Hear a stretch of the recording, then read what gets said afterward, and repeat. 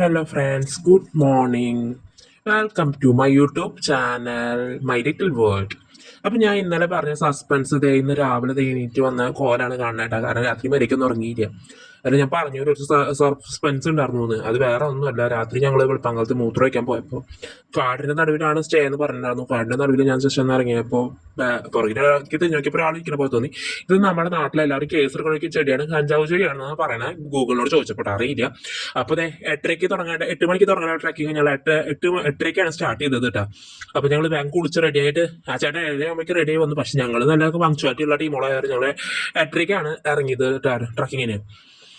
അപ്പൊ ഞങ്ങളുടെ ഹോട്ടലിൽ നിന്ന് ഞങ്ങളെ കെട്ടിവലിച്ച് കൊണ്ട് പോവാണ്. ആ ചേട്ടൻ കെട്ടിവലിച്ച് കൊണ്ട് പോകുമ്പോൾ ഞങ്ങൾ പറഞ്ഞു, ചേട്ടൻ ഞങ്ങൾ ഭക്ഷണം കഴിച്ചിട്ടില്ലേ, ബുക്കാറോ ആ ചേട്ടനോട് ഞങ്ങൾ കുറെ വട്ടം പറഞ്ഞു. അപ്പൊ ആ ചേട്ടന് പിന്നെ മലയാളം അറിയാൻ കാരണം പിന്നെ കുഴപ്പമില്ല. ആ ചേട്ടൻ വേഗം നല്ലൊരു ഹോട്ടൽ നോക്കി ഞങ്ങളെ ബുക്കാർക്ക് ഇത്തിരി ശമനം കിട്ടാൻ വേണ്ടിയിട്ട് ആളിനെ ഒരു ഹോട്ടലിൽ കൊണ്ട് നിർത്തി. മലയാളികളുടെ ഹോട്ടലായിരുന്നു. അപ്പൊ ട്രക്കിങ്ങിന് പോകുമ്പോൾ ഞങ്ങൾ എടുത്തൊരു ഫസ്റ്റത്തെ ഫോട്ടോ ആയിട്ടത്. ഞങ്ങൾ ജീപ്പിൽ നിർത്ത ഫോട്ടോയാണ്. അപ്പൊ നല്ലൊരു ഹോട്ടൽ കൊണ്ട് മലയാളികളുടെ ഹോട്ടലാണ്. അപ്പൊ ഞങ്ങൾ മലയാളികളാണ് മനസ്സിലായ കാരണം വേഗം ഞങ്ങളവിടെ കൊണ്ടിറക്കി. ഞങ്ങളോട് എന്ത് വേണമെങ്കിൽ കഴിച്ചിട്ട് വേഗം വരാൻ പറഞ്ഞു. 5 മിനിറ്റോട് വേഗം വരാൻ പറഞ്ഞു. നല്ല ട്രഷർ ഹണ്ട് പോലെ. അപ്പൊ ഞങ്ങൾ അവിടെ ചെന്ന് എന്താ ചോദിച്ചപ്പോൾ അയാൾ പറഞ്ഞു ദോശയുള്ളൂ എന്ന് പറഞ്ഞു. ശരി, എന്നാൽ ദോശയ്ക്ക് ദോശ തന്നോളം പറഞ്ഞു. ഞങ്ങൾ വേഗം എന്റെ ഒരു ഫോട്ടോ കണ്ടിട്ടാ. അപ്പൊ അപ്പുറത്തെ പ്ലേറ്റിൽ നമ്മുടെ മലയാളികൾ സ്വഭാവമുള്ള അപ്പുറത്തെ വീട്ടിൽ എന്തിട്ടാന്നുള്ള പോലെ ഞങ്ങൾ അപ്പുറത്തേക്ക് നോക്കിയപ്പോൾ അവിടെ ഇഡ്ഡലി, പൊങ്കൽ അങ്ങനത്തെ കുറച്ച് സാധനങ്ങൾ. പക്ഷെ അയാൾ ഞങ്ങളോട് മാത്രം പറഞ്ഞത് ദോശ മാത്രമുള്ളൂ. അതിന്റെ ഇടയിൽ എന്റെ മോള് ജീപ്പ് തെറ്റി കയറി. അവൾക്ക് മനസ്സിലാവാണ്ട് അവള് വേറെ ജീപ്പിൽ കയറിയിട്ട് അതല്ല ഞങ്ങളുടെ ജീപ്പ് മനസ്സിലാക്കിയപ്പോൾ വേഗം മോളോ അതിന് തിരിച്ചിറങ്ങി. കാരണം ഞങ്ങളുടെ ജീപ്പിന്റെ മുമ്പിൽ ഗരുഡന്റെ എംബ്ലം ഉണ്ടായിരുന്നു. മറ്റേ പണ്ടത്തെ മാനുവൽ സിനിമയിലത്തെ ഗരുഡന്റെ എംബ്ലം ഉള്ള മറ്റേ പറക്കും കുതിര എന്ന് പറഞ്ഞ പോലെ ഗരുഡന്റെ എംബ്ലമുള്ള ജീപ്പിലാണ് ഞങ്ങൾ ട്രക്കിങ്ങിന് പോയത് കേട്ടോ. അപ്പൊ ഞങ്ങളുടെ ട്രക്കിംഗ് സ്റ്റാർട്ട് ചെയ്യാൻ 9 മണിക്കാണ് ഞങ്ങൾ ട്രക്കിംഗ് സ്റ്റാർട്ട് ചെയ്തത്. 3 മണിക്കൂറാണ് ട്രക്കിംഗ് ടൈം എന്ന് പറയുന്നത് കേട്ടോ. അപ്പൊ 8:30 ഞങ്ങൾ അവിടുന്ന് ഹോട്ടലിൽ നിന്ന് ഞങ്ങളെ പിക്കപ്പ് ചെയ്തെന്ന് വെച്ചാൽ 8:45 ഞങ്ങൾ ഭക്ഷണം കഴിഞ്ഞ 8:45 സ്റ്റാർട്ട് ചെയ്തു. ഞങ്ങൾ പോയോണ്ടിരിക്കുകയാണ്. അപ്പൊ നമ്മൾ ചെറിയ ഗ്രാമങ്ങളാണ് ആദ്യമായിട്ട് കാണാൻ പോകുന്നത് കേട്ടോ. ഇത് കാണാൻ നല്ല ഭംഗിയുണ്ട്. കാരണം എവിടെ നോക്കിയാൽ നമ്മുടെ വീടിന്റെ മുമ്പിലൊക്കെ നോക്കുമ്പോൾ ചെടി, റോസാ ചെടി, ചെമ്പരത്തി അങ്ങനത്തെ സാധനങ്ങളൊക്കെയാണ്. പക്ഷെ ഇവിടെ ഞാൻ വന്നിട്ട് കണ്ടത് ഫുള്ള് എന്താ പറയുക തട്ടായിട്ടുള്ള കൃഷികൾ. അതും പലതരത്തിലുള്ള ബീട്രൂട്ട്, ക്യാരറ്റ്, ഉരുളക്കിഴങ്ങ് അങ്ങനത്തെ കൃഷിയാണ് ഇവിടെ മെയിൻ ആയിട്ട് ഞങ്ങൾ കാണേണ്ടത് കേട്ടോ. അതിപ്പോ എവിടെ നോക്കിയാലും അതെ. ഞങ്ങൾക്ക് കൂടെ വന്ന ചേട്ടൻ നല്ല ചേട്ടനാണ്. കാരണം എന്താ വെച്ചാൽ എല്ലാം വിശദമായിട്ട് ചേട്ടൻ പറഞ്ഞു തരുന്നായിരുന്നു. ചേട്ടന്റെ അച്ഛൻ മലയാളി, അമ്മ തമിഴത്തിയായിരുന്നു. പക്ഷെ ചേട്ടന് അമ്മ വാഗമണ്ണുകാരിയും അച്ഛൻ കേരളത്തിലത്തെ ആളായിരുന്നു. അപ്പൊ ചേട്ടൻ നന്നായിട്ട് മലയാളം സംസാരിക്കുന്നുണ്ട്. ചേട്ടൻ കുറെ നാളെ ഇവിടെ വർക്ക് ചെയ്തുകൊണ്ടിരിക്കുന്നു. അപ്പൊ ഞങ്ങൾക്ക് ഓരോ സ്ഥലങ്ങൾ എത്തിയിട്ട് ഞങ്ങൾക്ക് ഓരോ വ്യൂ പോയിന്റ് കാര്യങ്ങളും എല്ലാം ഈ ചേട്ടൻ ചെയ്തു തന്നിരുന്നു കേട്ടോ. നല്ല ഗൈഡായിരുന്നു ചേട്ടൻ. അപ്പോൾ 2,500 രൂപയാണ് ഞങ്ങൾക്ക് 4 കൂടി മേടിച്ചത്. അത് വലിയ എക്സ്പെൻസ് ആയിട്ട് ഞങ്ങൾക്ക് തോന്നിയില്ല. കാരണം ഇത്രയും ഓഫ് റോഡ് പോകണം. നമ്മുടെ വണ്ടികളൊന്നും പോയില്ല. നമ്മുടെ വണ്ടികൾ പോയാൽ തന്നെ വണ്ടികളുടെ പണിക്കുറ്റി അതോടുകൂടി തീരൂട്ടാ. അപ്പൊ ഞങ്ങള് ചെറിയ ഗ്രാമങ്ങളിലേക്ക് കടന്നു. ഗ്രാമങ്ങളൊന്നും പിള്ളേരെ ആദ്യമായിട്ട് കാണണം. അപ്പൊ പിള്ളേരൊക്കെ ഭയങ്കര എക്സൈറ്റ്മെന്റ് ഭയങ്കരമായിട്ട് പുറത്തേക്ക് നോക്കിയിരുന്നായിരുന്നു. അപ്പൊ ഞങ്ങൾ പുറത്തേക്ക് നോക്കണപ്പോ അവിടുത്തെ ആൾക്കാർ ഏത് ജീവിക്കണം എന്നുള്ള രീതിയിൽ ഞങ്ങളെ നോക്കിയിരുന്നു. പിന്നെ ഇവിടെ നല്ല വേസ്റ്റ് മാനേജ്മെന്റ് ഒക്കെ നല്ലതാണ്. റോഡ് എന്ന് പറഞ്ഞ സംഭവം ഇല്ല കേട്ടോ. ഇങ്ങനെ മൺവെട്ടിക്കുള്ള കാര്യങ്ങളാണ് കാണുന്നത്. കൂടുതൽ തൊണ്ട് കൂടിയൊക്കെയാണ്. അപ്പൊ പോണ വഴിക്ക് നമ്മുടെ മുക്കുറ്റി വംശാശം സംഭവിച്ച മുക്കുറ്റി എല്ലാ വീഡിയോയിലും എന്റെ മുക്കുറ്റി ഉണ്ടായിരിക്കും കേട്ടോ. അതേപോലെ ഞാൻ പറഞ്ഞില്ലേ, ഈ വീടിന്റെ അവിടെയൊക്കെ നോക്കുകയാണെങ്കിൽ തന്നെ നമുക്ക് കൃഷി കാണാം. നല്ല രീതിയിൽ കൃഷികൾ കാണാം കേട്ടോ. എല്ലാ വീട്ടിലും അതെ. മെയിൻ കൃഷിയാണ് ഇവരുടെ മെയിൻ സോഴ്സ്. പിന്നെ നമ്മുടെ അഭിമന്യുവിനെ ഓർമ്മയുണ്ടോ? നമ്മുടെ CPM കാരൻ അഭിമന്യു മരിച്ചത്. അവരുടെ നാടാണ് മെയിൻലി വട്ടവട എന്ന് അറിയണ. ഈ ചേട്ടൻ ഞങ്ങളോട് പറഞ്ഞതാണ് കേട്ടോ. അഭിമന്യു മരിച്ചതിന് ശേഷമാണ് ഇവിടെ ഇത്രയും അധികം പുരോഗമനം വന്നത്. ഇപ്പോഴും പുരോഗമിക്കാത്തൊരു സ്ഥലം തന്നെയാണ് വട്ടവട. കാരണം അധികം ടൂറിസ്റ്റുകളും കാര്യങ്ങളൊന്നും എത്തണില്ല. നമ്മൾ പോവുകയാണെങ്കിൽ ഇപ്പൊ ഏപ്രിൽ, മെയ് ഒക്കെ ആണെങ്കിൽ അവർക്ക് സീസൺ ആണ്. അതുപോലെ തന്നെ സെപ്റ്റംബറിൽ പോവുകയാണെങ്കിൽ ഓണ ടൈമിലൊക്കെ പോവുകയാണെങ്കിൽ അവർക്ക് സീസൺ ആണ്. കാരണം നമുക്ക് ഞങ്ങളോട് പറയണത് ഇനി സെപ്റ്റംബറിൽ വരികയാണെങ്കിൽ നിങ്ങൾക്ക് ഒരു പച്ചക്കറി മേടിച്ചു കൊണ്ട് പോവാം. 1 കിലോ അല്ല, ഒരു 2 ചാക്ക് 5 ചാക്കൊക്കെ നിങ്ങൾക്ക് പച്ചക്കറി ഇവിടെ നിന്ന് സുലഭമായിട്ട് മേടിച്ചുകൊണ്ട് പോകാം. കാരണം നല്ല ഫ്രഷ് പച്ചക്കറിയാണ്. അതുപോലെ റേറ്റ് കുറവാണ് കേട്ടോ. ഞങ്ങൾക്ക് ഒരു കെട്ട് ഞങ്ങള് ക്യാരറ്റ് മേടിച്ചത് ഒരു 50 ഉണ്ടാവും. 50 രൂപയ്ക്കാണ് ഞങ്ങൾ ഒരു കെട്ട് ക്യാരറ്റ്. അതിൽ നല്ല അത്യാവശ്യം ക്വാണ്ടിറ്റി ഉണ്ടായിരുന്നു കേട്ടോ. ഈ വീടുകളിലൊക്കെ കാണുന്നതൊക്കെ ക്യാരറ്റ് കൃഷിയൊക്കെ ആയിരുന്നു ആ ചേട്ടൻ പറയണത് ഞങ്ങളുടെ. അതേപോലെ കാട് എന്തെങ്കിലും കരിഞ്ഞു കിടക്കണമെന്ന് ഞങ്ങൾ ആ ചേട്ടനോട് ചോദിച്ചു. അപ്പൊ ആ ചേട്ടൻ പറയണത് ചൂട് കൂടിയിട്ട് തന്നെ ഇലകളൊക്കെ തന്നെ ഹീറ്റായി കത്തി എന്നാണ് പറയുന്നത്. പിന്നെ നമ്മൾ ഞാൻ 2 വീഡിയോ ചോദിച്ചു ഈ മരങ്ങൾ എന്താണെന്ന് ആർക്കും മനസ്സിലായിട്ടില്ല. പക്ഷെ യൂക്കാലിപ്സ് അല്ല, പൈൻ ഫോറസ്റ്റും അല്ല, ഇത് നമ്മുടെ പ്ലൈവുഡിന്റെ മരങ്ങളാണ് കാണുന്നത് കേട്ടോ. ഞങ്ങളുടെ ചടങ്ങും പ്ലൈവുഡിന്റെ മരങ്ങളാണ്. അത് നമ്മുടെ വീട്ടിൽ പ്ലൈവുഡ് യൂസ് ചെയ്യാനൊക്കെ പ്ലൈവുഡ് മരങ്ങളുടെ പ്ലൈവുഡ് കട്ടിൽ അങ്ങനത്തെ സാധനങ്ങളൊക്കെ ഉപയോഗിക്കല് അതിനു വേണ്ടി ഉപയോഗിക്കുന്നതാണ് കേട്ടോ. അപ്പൊ ഞങ്ങൾ ആദ്യത്തെ സ്പോട്ടിലേക്ക് എത്താറായി. ഞങ്ങൾ ഏകദേശം എത്തിക്കൊണ്ടിരിക്കുന്നു. ഫസ്റ്റ് ഞങ്ങൾ പോയത് നായാട്ട് ഫോട്ടോ പോയിന്റ് ആണ്, നായാട്ട് സിനിമയുടെ. പക്ഷെ ഞാൻ സിനിമ കണ്ടിട്ടില്ല. കൊച്ചക്കോപ്പിന്റെ ക്ലൈമാക്സ് ഷൂട്ട് ചെയ്ത് ഇവിടെ വെച്ചിട്ടാണ് ചേട്ടൻ പറഞ്ഞത് ഞങ്ങൾക്ക്. അതുപോലെ തന്നെ അതിന് വേറൊരു പ്രത്യേകത എന്ന് വെച്ചാൽ അഭിമന്യുവിന്റെ നാട് ഈ കാണിക്കണതാണ്. ഈ അഭിമന്യുവിന്റെ നാട് ആ മൂലയിലാണ് അഭിമന്യുവിന്റെ വീട് എന്നൊക്കെ കാണിച്ചെന്ന് ചേട്ടൻ. അതുപോലെ അടുത്ത സ്പോട്ടിലേക്ക് ഞങ്ങൾ പോയിട്ടിരിക്കണ്ട. ഞങ്ങൾക്ക് അധികം നേരം എവിടെയും സ്പെൻഡ് ചെയ്യണില്ല, കാരണം വേഗം വേഗം കവർ ചെയ്യണം, കാരണം വേഗം വേഗം ഇറങ്ങി കയറുകയാണ് ചെയ്തത്. അപ്പൊ ഇവിടെയൊക്കെ എത്തിയപ്പോഴാണ് കറക്റ്റ് ഇതേ കണ്ട കാടിന്റെ ശോചനീയാവസ്ഥ മനസ്സിലാണ്. കാരണം തീ പിടിച്ച് മഴയൊന്നും ഇല്ല, അതിന്റെ വരൾച്ചയും ആകെ പ്രശ്നങ്ങളൊക്കെ ആയിരുന്നു. അപ്പൊ അതിന്റെ കുറച്ച് ബുദ്ധിമുട്ടുണ്ടായിരുന്നു എന്നാണ് ചേട്ടൻ പറഞ്ഞത്. പിന്നെ 2 ദിവസം മുമ്പ് ഞങ്ങൾ വരുന്നതിന് 2 ദിവസം മുമ്പ് നല്ല മഴയായിരുന്നു. അപ്പൊ ആ സമയത്തൊക്കെ വന്നെങ്കിൽ ട്രക്കിങ് എവിടേക്കും പോകാൻ പറ്റില്ല എന്നൊക്കെ പറഞ്ഞു ചേട്ടൻ. കാരണം മഴ കാരണം വെള്ളമൊലിപ്പ് വന്നാൽ പിന്നെ എന്താ പറയാ ട്രക്കിങ്ങും കാര്യങ്ങളും നടക്കില്ല, മഴ ഒലിച്ചിട്ട്. അത് കഴിഞ്ഞ് അടുത്ത ഫോട്ടോ പോയിട്ട് ഇവിടെ സണ്ണിന്റെ സൺസെറ്റ് കാണാൻ വരുന്നതാണ്. പക്ഷെ ഞങ്ങള് രാവിലെ നേരത്തെ ഇരിക്കുന്ന കാരണം അതൊന്നും പറ്റിയില്ല. ഇപ്പൊ ഞാൻ ചാനലിന് ഒരു അടിപൊളി ഫോട്ടോ ഞാൻ തന്നെ എടുത്തു കൊടുത്തിട്ടാം. പിന്നെ ഇവിടെയൊക്കെ കൃഷിയിടങ്ങളിലാണ്, ഇവിടെ ടെന്റ് ഹൗസ് നമുക്ക് ഇഷ്ടംപോലെ കാണാൻ പറ്റും. അത് കഴിഞ്ഞ് അടുത്തത് ഞങ്ങൾ പോകുന്നത് എന്റെ മോളെ ഏറ്റവും കൂടുതൽ ഇഷ്ടപ്പെട്ട ഒരു സ്ഥലത്തേക്കായിരുന്നു. എന്റെ മോളെ ഏറ്റവും കൂടുതൽ ആഗ്രഹിച്ചൊരു അവളെ ധന്യ നിമിഷം എന്നൊക്കെ പറഞ്ഞ പോലെയാണ്. അവളുടെ ഏറ്റവും ഫേവറേറ്റിലാണ് സ്ട്രോബെറി തോട്ടത്തിലേക്കാണ് ഞങ്ങൾ പോയത്. സ്ട്രോബെറി തോട്ടത്തിലേക്ക് കുറച്ച് ദൂരമുണ്ട്. അപ്പൊ 2 സെറ്റ് സ്ട്രോബെറി ഉണ്ട്.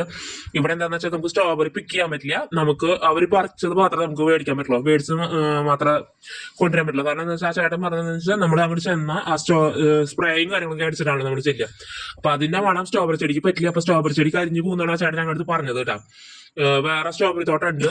സ്ട്രോബെറികൾ അങ്ങോട്ട് കടക്കാൻ പറ്റില്ല, നമുക്ക് അതിന്റെ പുറത്ത് വന്നിട്ട് നമുക്ക് കാണാൻ പറ്റില്ല. കാരണം നമ്മുടെ സ്മെല്ല് ആ ചെടിക്ക് എത്താണ്ടിരിക്കാൻ വേണ്ടിയിട്ട് അവര് എന്താ പറയാ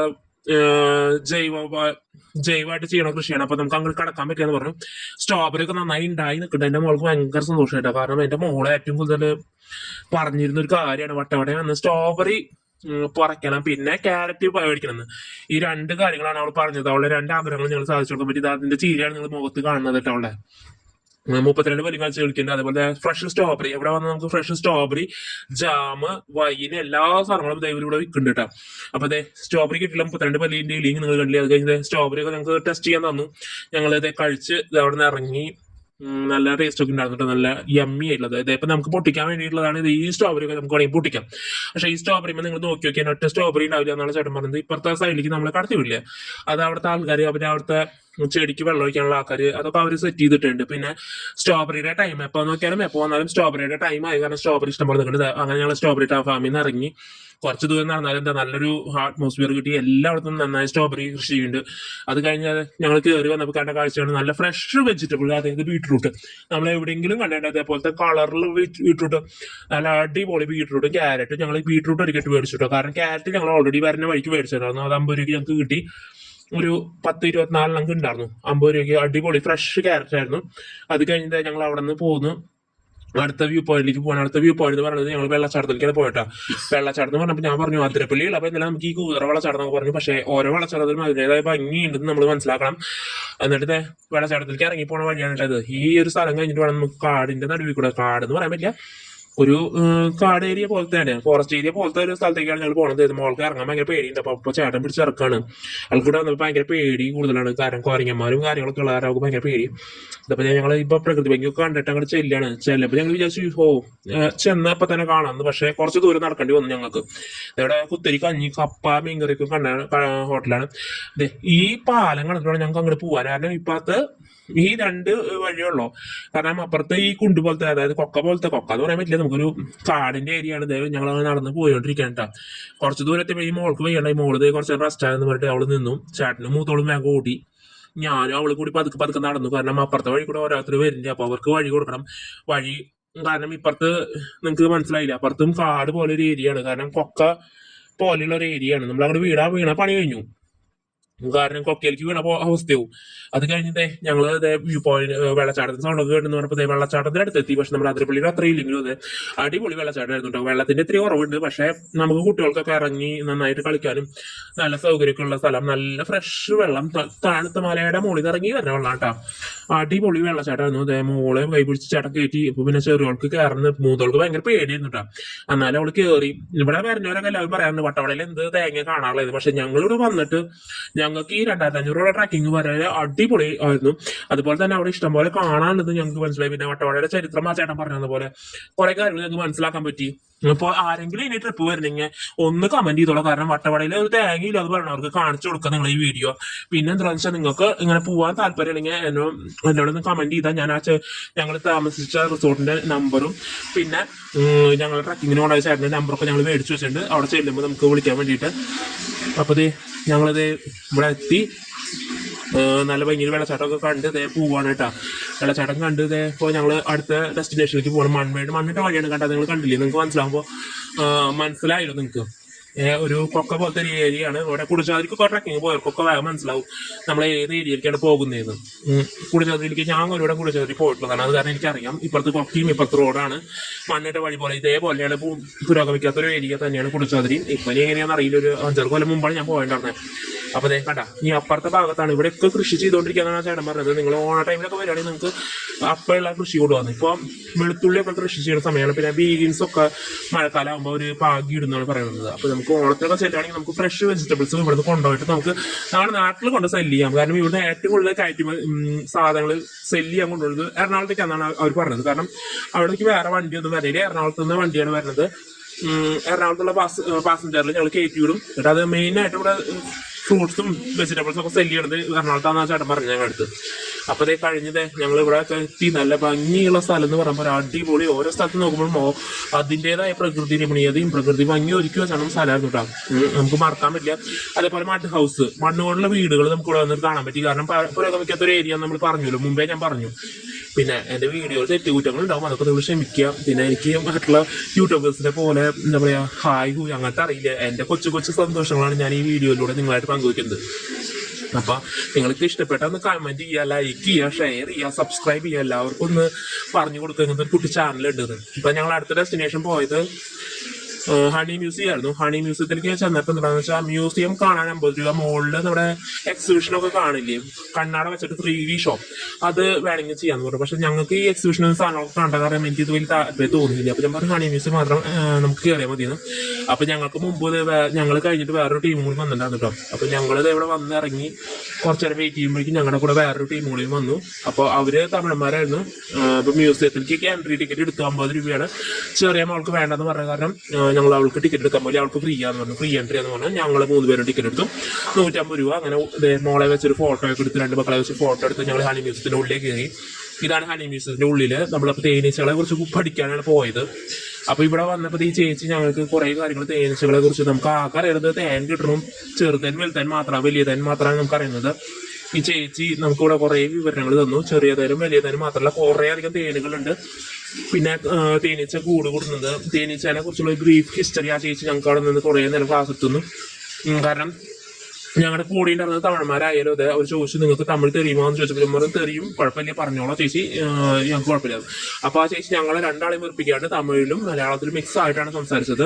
അത് കഴിഞ്ഞ് ഞങ്ങൾക്ക് ഒരു വീഡിയോ ക്ലാസ് ഉണ്ടായിരുന്നു കുറച്ച് നേരം. ഈ ചേച്ചി തേനുകളെ കുറിച്ചും തേനുണ്ടാക്കുന്ന രീതികളെ കുറിച്ചും കുറേ കാര്യങ്ങൾ ഞങ്ങൾക്ക് വിശദീകരിച്ചു തന്നു. അപ്പോഴാണ് ഞാൻ മനസ്സിലായി ഇത്രയധികം തേനുകളുണ്ട്, തേനീച്ചകൾ ഇത്ര അധികം ഉണ്ട്. റാണി അങ്ങനെ കുറേ തേനീച്ചകളെ, റാണി സാധാരണ ആൺ തേനീച്ച, പെൺ തേനീച്ച, അങ്ങനെയൊക്കെ കുറേ കാര്യങ്ങൾ പറഞ്ഞു. അതുപോലെ തേനീച്ച എങ്ങനെ, തേനീച്ച ഹണ്ടിങ്, തേനീച്ചയുടെ തേനെടുക്കുന്ന രീതി, അതേപോലെ തേനീച്ച എത്ര വർഷം ജീവിക്കും, ഏതൊക്കെ തേനീച്ചകളാണുള്ളത് എന്നൊക്കെ ചേച്ചി വിശദീകരിച്ച് ഞങ്ങൾക്ക് പറഞ്ഞു തന്നു കേട്ടോ. അത് കഴിഞ്ഞ് ഞങ്ങളെ ഒരു ക്ലാസ്സിന് കയറ്റി. അപ്പുറത്തെ റൂമിൽ ഒരു 10 മിനിറ്റ് ഒരു വീഡിയോ ഈ ചേച്ചി പറഞ്ഞതിൻ്റെ എക്സ്പ്ലനേഷൻ ഇംഗ്ലീഷിലൊരു ക്ലാസ് ഉണ്ടായിരുന്നു. അത് കുറച്ച് നേരം കണ്ടു. അത് കഴിഞ്ഞ് ഞങ്ങൾ പിന്നെ കിടക്കുന്നത് വേറൊരു ഏരിയയിലേക്കാണ്. അതായത് തേനീച്ചയുടെ കൂടും കാര്യങ്ങളും, അതായത് തേനീച്ചയുടെ കൃഷി ചെയ്യണത്, പിന്നെ തേനീച്ചയുടെ പൾപ്പ്, അതായത് നമ്മൾ തേനെടുത്ത് കഴിഞ്ഞിട്ട് അതിന്റെ ബാക്കിയുള്ളത് കിട്ടണത് എന്താണെന്നൊക്കെയാണുള്ളത്. അവിടെ പക്ഷെ വീഡിയോ ഉള്ളവിടെ അല്ല. ആ ചേച്ചി വേഗം എന്നോട് പറഞ്ഞു, വീഡിയോ ഓഫ് ചെയ്തു. അതേപോലെ തേനീച്ചകളുടെ മുട്ടയാണ് ആദ്യം തേനീച്ചക്കൂട്ടിലുണ്ടാവുക. അത് കഴിഞ്ഞ് കേട്ടാ ഞങ്ങൾക്ക് പറഞ്ഞു തന്നെ ഇംഗ്ലീഷ് ഒരു വീഡിയോ ക്ലാസ് ഉണ്ടായിരുന്നു. ആ ക്ലാസ് ഒരു 10 മിനിറ്റ് നേരം കണ്ടു ഞങ്ങൾ. അത് കഴിഞ്ഞ് പലതരം തേനുകൾ, ഞാൻ ആകെ അറിയുന്നത് വലുതേനും ചെറിയതേനും മാത്രമല്ല. പക്ഷെ ഇവിടെ ചെന്നപ്പോഴാണ് പല വെറൈറ്റി മദ്യങ്ങളെ പോലെ തന്നെ 10-20 തേനുകൾ ഉണ്ടെന്ന് പറയുന്നത്. അത് കഴിഞ്ഞ് തേനുകളൊക്കെ ടേസ്റ്റ് ചെയ്യാൻ നല്ല ടേസ്റ്റ് ഉണ്ടായിരുന്നു. പക്ഷെ ഞങ്ങൾ അവിടെ നിന്ന് ബൈ ചെയ്യാനൊന്നും പോയില്ല. പിന്നെ ഹാൻഡി ക്രാഫ്റ്റ് ആയിട്ടുള്ള സാധനങ്ങളായിരുന്നു കേട്ടോ. മരം കൊണ്ടുള്ള കുറേ അധികം സാധനങ്ങൾ ഇവിടെ ഉണ്ട്. അതേപോലെ നമ്മുടെ നയൻറ്റീൻസ് കിഡ്സിന് കുറെ ഓർമ്മിപ്പിക്കാൻ പറ്റിയ പഴയ കളിപ്പാട്ടങ്ങളൊക്കെ കണ്ടു. അപ്പൊ എനിക്ക് പഴയ എന്റെ മെമ്മറീസ് ഒക്കെ ഓർമ്മ വന്നു. മക്കളെയൊക്കെ കാണിച്ചു. നല്ല ഷോപ്പിംഗ് ഏരിയ ആയിരുന്നു, പക്ഷെ ഇവിടെ നല്ല കുറച്ച് എക്സ്പെൻസീവ് ആണ്. എന്നാൽ നല്ല രീതിയിൽ ചോക്ലേറ്റും കാര്യങ്ങളൊക്കെ ഉണ്ട്. ഈ വണ്ടിയൊക്കെ കണ്ടപ്പോൾ എനിക്ക് ഭയങ്കര കൊതി. പണ്ട് നമ്മൾ കുറെ ഉരുട്ടി കളിച്ചിട്ടുള്ളതാ, കൈ പൊക്കണതും കാല് പൊക്കണതൊക്കെ. അതേപോലെ ഇതൊക്കെ ചോക്ലേറ്റ്സ് ഒക്കെ കണ്ട് ഭയങ്കര ഇഷ്ടപ്പെട്ടു. നല്ല സ്ഥലമായിരുന്നു കേട്ടോ. പക്ഷെ അവിടുന്ന് പ്രത്യേകിച്ച് ഒന്നും മേടിക്കാൻ പോലെ. പിന്നെ ചക്കരക്കൊല്ലി, തേനെല്ലിക്ക, പലതരം വെറൈറ്റി സാധനങ്ങൾ കണ്ടു. അത് കഴിഞ്ഞ് അവിടെ നിന്ന് കഴിഞ്ഞ് ഞങ്ങൾ ഇറങ്ങി ഏകദേശം ഒരു 11 മണിയായി ഞങ്ങളുടെ ട്രക്കിങ് കഴിയാറായിട്ടോ. കാരണം എന്താ വെച്ചാൽ 11 മണിക്ക് ഞങ്ങൾക്ക് റൂം വെക്കേറ്റ് ചെയ്യണമെന്നുള്ള കാര്യം ഞങ്ങൾ വേഗം അവിടുന്ന് ഇറങ്ങി തിരിച്ച് റൂമിലേക്ക് ആ ചേട്ടൻ ഞങ്ങളെ തിരിച്ച് കൊണ്ടാക്കാന്ന് പറഞ്ഞു. അപ്പൊ നല്ലൊരു ചേട്ടനായിരുന്നു. ചേട്ടനെ നമ്പറും കാര്യങ്ങളൊക്കെ മേടിച്ചു വെച്ചിട്ടുണ്ട്. ഇനി വരികയാണെങ്കിൽ ഞങ്ങൾ ആ ചേട്ടനെ വിളിക്കാന്ന് പറഞ്ഞിട്ട് കേട്ടാ. കാരണം അത്രയും അധികം നല്ല സപ്പോർട്ടീവായിട്ട് ഞങ്ങളൊരു ഫാമിലി പോലെ കരുതിയിട്ട് ഞങ്ങളെ അത്രയും റിസ്ക് എടുത്തിട്ടാണ് ചേട്ടൻ ഞങ്ങളെ കൊണ്ടുവരുന്നത്. അപ്പൊ ഞങ്ങളത് തിരിച്ച് ഞങ്ങളുടെ റൂമിന്റെ അവിടേക്ക് എത്താറായി. അവിടുന്ന് കുറച്ച് നേരം ഫോട്ടോ ഒക്കെ എത്തി. പിന്നെ നമ്മളെ പോവുകയാണെങ്കിൽ കുട്ടികളൊന്നും ഇല്ലാണ്ട് പോവാണെങ്കിൽ നമുക്ക് ട്രക്കിംഗ് പോകാൻ സുഖമാണ്. കാരണം എന്താ വെച്ചാൽ നടന്നിട്ടുള്ള ട്രക്കിംഗ് ഉണ്ട്, രാവിലെ സൂര്യൻ ഉദിക്കുന്നത് കാണിക്കാം. പക്ഷെ ഞങ്ങൾക്ക് കുട്ടികളുള്ള കാരണം അത് പറ്റില്ല എന്ന് പറഞ്ഞു. കുട്ടികളുള്ള കാരണം അവർ ഇത്രയും ദൂരം നടക്കുന്നുണ്ട്. പിന്നെ ഞങ്ങളുടെ ഹോട്ടലിലവിടെ എത്താറയപ്പോൾ 2-3 ഫോട്ടോസ് ഒക്കെ അവിടെ നിന്ന് എടുത്തു. നല്ല രീതിയിൽ നല്ല 3 ഫോട്ടോസ് ഒക്കെ എടുത്ത് ഞാൻ ഞങ്ങളുടെ റൂമിലേക്ക് എത്തിയ അവസാനം റൂമിന്റെ അവിടെ നിന്നിട്ട് അവസാനം ഊഞ്ഞാലുമൊക്കെ എടുത്ത് ഫോട്ടോ ഒക്കെ എടുത്ത് ഞങ്ങൾക്ക് ഭയങ്കര സങ്കടമൊക്കെ, കാരണം നല്ല മെമ്മറീസ് തന്നൊരു റൂമായിരുന്നു. അപ്പൊ ഞങ്ങള് അങ്ങനെ ഈ വട്ടവട ഒരു യാത്ര പോയാണ്. Goodbye to Vattavada. അപ്പൊ എല്ലാവർക്കും ഇഷ്ടപ്പെട്ടെന്ന് വിചാരിക്കുന്നു. എല്ലാവരും ലൈക്ക് ചെയ്യുക, സബ്സ്ക്രൈബ് ചെയ്യുക, ഷെയർ ചെയ്യുക, കമന്റ് ചെയ്യുക മറക്കരുത്. എന്റെ കുഞ്ഞു ചാനലാണ് കേട്ടോ.